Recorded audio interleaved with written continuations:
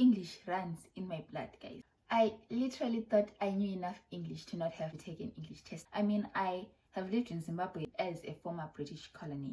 In fact, my great-grandmother was in charge of the communications between Zimbabwe and the British when they came. So English runs in my blood, guys.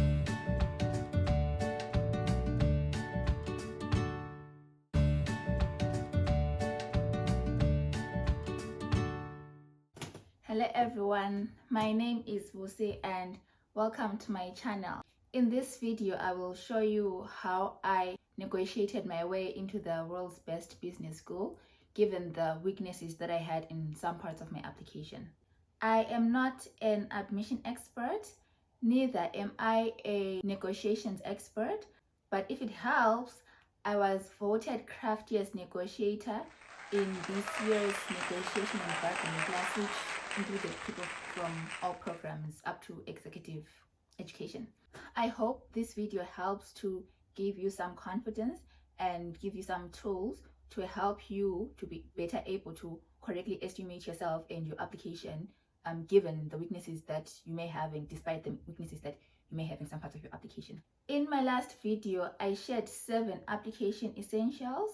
I also shared how application is actually really just a negotiation process, and I also shared how you really just have to do your best in each part of the application. But here's the thing now, you have to do your best to the satisfaction of the admission team, not just your own. If you can tick every box perfectly well right from the start and you have everything figured out, then good for you, that's great. But if you can't, don't worry.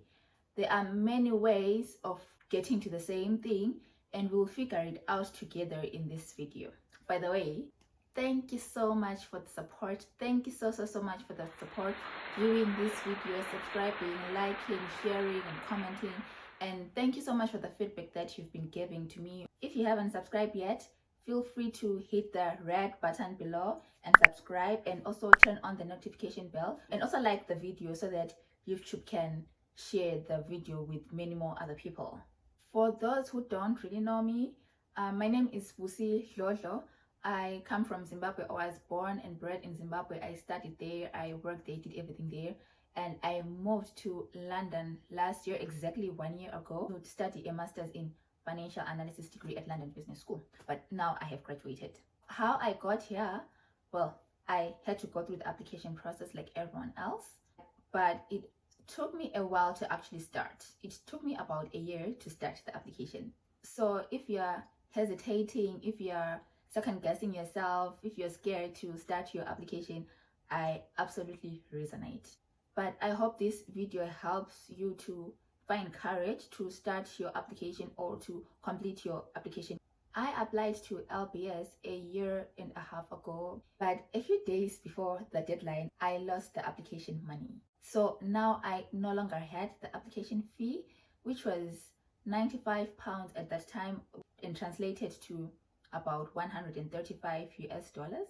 That was a lot of money. It's a lot of money in Zimbabwe. I don't know how it actually happened. I just found the cash in my wallet gone, but the wallet itself was still there. And I did not even have my phone with me to ask for help from someone because we did not have electricity for 3 to 4 days. So my phone battery had long died. While I was in town, I was traumatized by the police officers. But long story short, they ended up giving me the money, the bus fare to actually go home, because when I was dropped, I was literally left with nothing. I made my way to the bus. It was raining heavily. By the time I got to the bus, I was dripping wet. The bus driver hesitated letting me into the bus because I was that wet. But when I got home, I tried to warm myself up, caught a cold, but I had the application that I had to submit in a few days, so I had to do something. That was a few days to the deadline, to the application deadline. I needed to submit my application on that deadline because it was the last application round that would allow me to be considered for scholarships. So I asked this friend of mine from high school to lend me money, but I was frank with him that I would not be able to pay him back on the next payday because I would not have been able to pay the application fee and pay rent within 1 month. But I really needed to submit the application now because I really needed the scholarship. He agreed, and so that was it. It was a lot of money for me, and it was painful to pay that for application fee. But I also had to realize that I was privileged to actually be in a position to make that sacrifice. So yes, this was painful, but it was a privilege. This is the application fee story of how I got into London Business School. I am sharing this with you, hoping that it plants a seed of courage so that you can face whatever hurdles you meet along the way. If you do, for most of us, we will meet those hurdles. But my hope is that we are courageous and optimistic enough to get it done regardless. And part of being optimistic is keeping your head pointed towards the sun and your feet moving forward. Courage is not the absence of fear, but the triumph over it. This is a quote from a book about Mandela. It's called A Portrait of an Extraordinary Man. As long as you are convinced that you are on the right path, just keep moving. In my last video, I spoke about the 7 essential elements of the application process. If you haven't already watched the video, I have put a link in the description below so that you can easily watch it and get a more comprehensive understanding of a typical application process for a top business school. Now let's get into how I went about my application to LBS. As the title of this video suggests, I do not have an honors degree, but I did get into London Business School. So the question is how? Before applying to LBS, I had reached out to a couple of other schools in 4 different countries, and they had flat out rejected me because I didn't have an honors degree. I had a bachelor's degree, but not an honors degree. At that time, I was now working in private equity, and I felt like I was at a point in my life where doing a master's degree or an honors degree in Zimbabwe would not add much value to my career, especially considering the financial and time investment that I would have to put in. But the rejections that I was getting were discouraging, and the schools that were more open to taking me without the honors degree were no longer the schools that I wanted to go to. I was becoming more and more ambitious by the day as I realized more and more that I could do better. I still could not afford any of the schools, but I knew I would struggle to pay the tuition in Zimbabwe anyway, and I knew that I would have to put in the study hours to pass that degree, whether I studied in Zimbabwe or I studied abroad. But if I studied in Zimbabwe, my life would only improve by a very small magnitude, if it did even improve at all. Since I would have to invest time and money anyway, and since I would have to face setbacks either way, I decided, you know what, I might just as well get the best out of it. So when I talked to LBS people, I was encouraged to apply, and so I decided to apply. I had been working on my profile to improve it, and so by the time I eventually started to apply at LBS, I knew that I was not going to change the degree part of my application. I was going to have to apply with the bachelor's degree and make it work. That meant I was starting from a losing point already, so I knew that I had to work harder or smarter or craftier, as they refer to it, in other areas of the application to make up for this weakness in my application. This worked for me. It may or may not work for you, but whatever it is that you decide to go with at the end of the day, I think you should do whatever it is that makes you sleep at night. The second part is the GMAT. This one was quite easy with LBS, and for my program, LBS allows you to use CFA results in place of GMAT if you are applying for finance courses. For the Masters in Financial Analysis, I only needed CFA level 1, which I already had, so I just used that in place of GMAT. If I had wanted to do finance, Masters in Finance, which is a mid-career program, I would have had to have CFA level 2. So I did not have time to study for CFA level 2 and pass it. And I could have tried, but it wasn't guaranteed that I would pass and make it in time for the admission. Even if I did, it would compromise my ability to get a scholarship or funding in time for starting school. Other programs at the school would require me to submit GMAT or GRE, and I was better off just submitting CFA level 1. So that was a done deal. It was less of a negotiation and more of me just ticking the box. You can use CFA in place of GMAT in quite a number of schools actually, and even for programs that are not finance. Some schools will take CFA level 1 even for an MBA, but most schools, especially high ranking schools, will require you to have GMAT or GRE or whatever aptitude test they want. But some schools will still not ask for anything. They will not ask for GMAT or GRE or CFA level 1 or anything. But those schools are usually not high ranking. If you do figure out that you want to write GMAT, you can apply for a GMAT waiver. GMAT, the body that administers GMAT and other aptitude tests, offers free GMAT vouchers, but it does so through participating schools. So universities that participate will reach out to GMAT when an applicant requests for a waiver. So what you need to do in this case is to reach out right to the school that you want to go to and ask for a waiver or the voucher, and then the school will reach out to GMAT on your behalf to request a free voucher. It may be a free voucher, it may be a reduction in the amount that you're paying for the GMAT. Each school has a limited number of vouchers per year. The last time I checked, it was 10 vouchers per school per year. So you need to convince the school why it should give you its voucher, one of its 10 vouchers. That means you need to explain why you need the voucher and prove your financial need, and also show them how you're a great candidate such that they actually want you to come to the school and to give you an added favor, which is giving you the free GMAT voucher. I tried this twice in 2020. I applied for GMAT waivers the first time in April of 2020, and at that time I wanted to be a super early bird, but it didn't really work out because apparently I was too early. And so I reached out to the schools again in August, and I did get a couple of vouchers from an Ivy League school actually, and schools that are in the top 20. If you're not sure how to structure your email for the request, you can do a simple Google search on how to request a GMAT voucher from your university of choice, and you get samples and examples, and you can look at those that resonate with you, that make sense to you, and probably look at a couple of them so that you get a comprehensive understanding of how you can structure yours.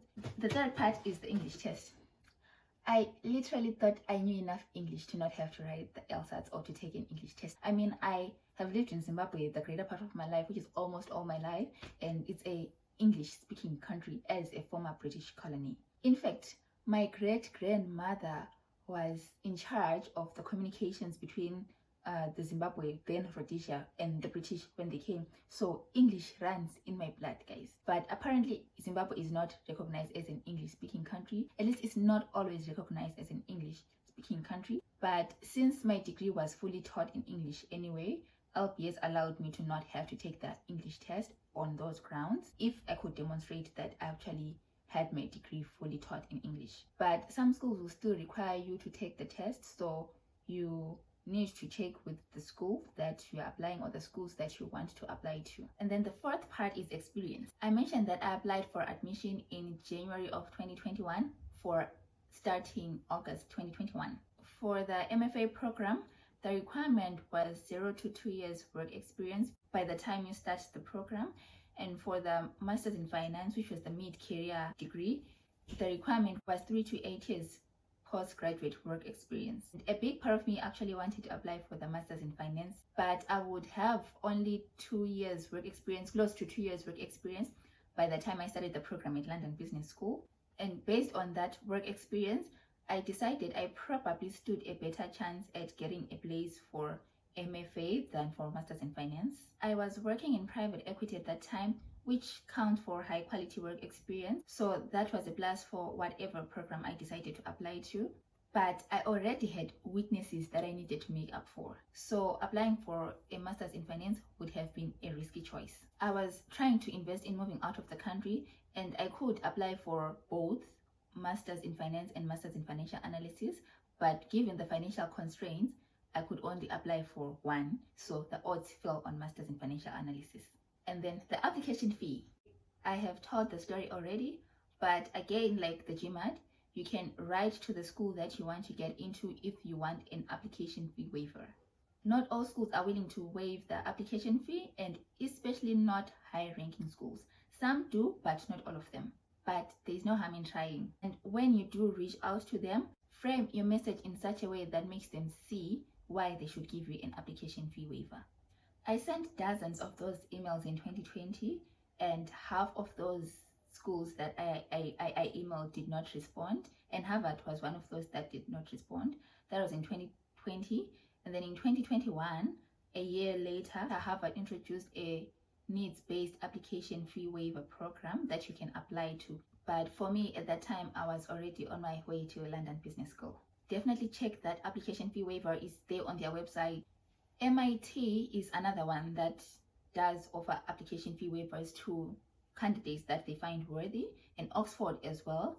Yale has a sliding scale, so the application fee that you pay depends on the income that your household makes. Of the remaining half of the schools that I sent application fee waiver emails, a handful of them responded, and some of them gave me the application fee waivers. LBS was not one of those that gave me the application fee waiver, but after talking to a few LBS students and admission people, I gained a bit of confidence, and after going through the website and reading ambassador stories, I finally decided I wanted to go to LBS. So I made the sacrifice and paid the application fee for the first time. I must confess, I felt crazy for paying that much money for just an application fee, but I also knew that if it happened to work out, I would get out of it way more than any £95 bill could ever do for me.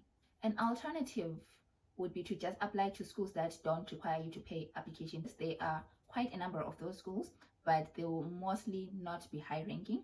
Or just apply to one school that you are really confident about, but you need to make sure that you've correctly estimated yourself and the quality of your application. And then the extras. My undergraduate degrees had accessories. Got a first class, and I was the best student in finance. I was the best student in the Faculty of Business. I was in the Dean's Academic List of Excellence. But when it comes to schools like LBS, that is the bare minimum. There is nothing special about that. Everyone is the best at least something. For that reason, you need extras to make you stand out.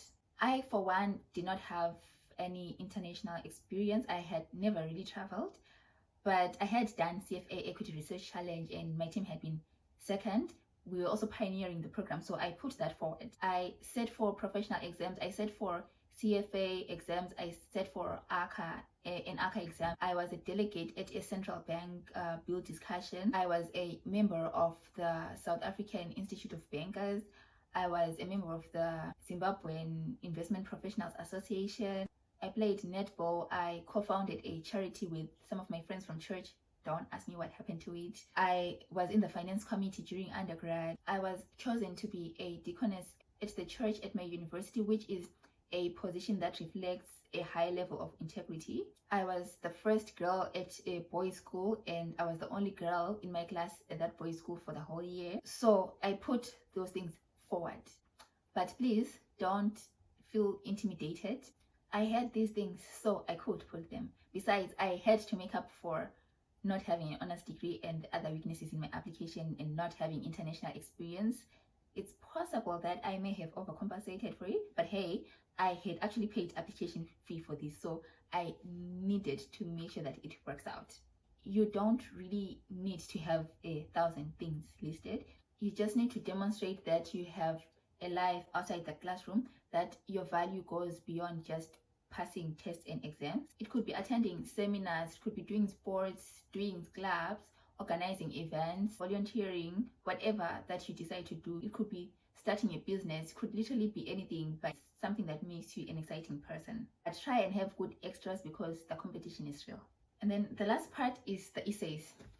I think if there is any sticky negotiation point in the application process, it probably is this one, essays, which is why I have a separate video for it. So don't forget to subscribe and turn on the notification bell so that you don't miss it when I upload it. It took me close to a month to write my essays. So for me, this is how I went about it. I looked for sample application essays on Google search and picked the ones that I liked, the ones that resonated with me, and then went to read every single word on the website and the ambassador stories. And then from there, I averaged the tones that appealed to me to build a tone of my own. The process of writing essays forced me to do a lot of self-reflection so that I could write from the head but also from the heart. And once I started writing, words just started to flow. I dedicated the whole month to the essays. I did nothing else outside work besides essays. And even when I was at work, each time my mind slipped away from work, it slipped into essays.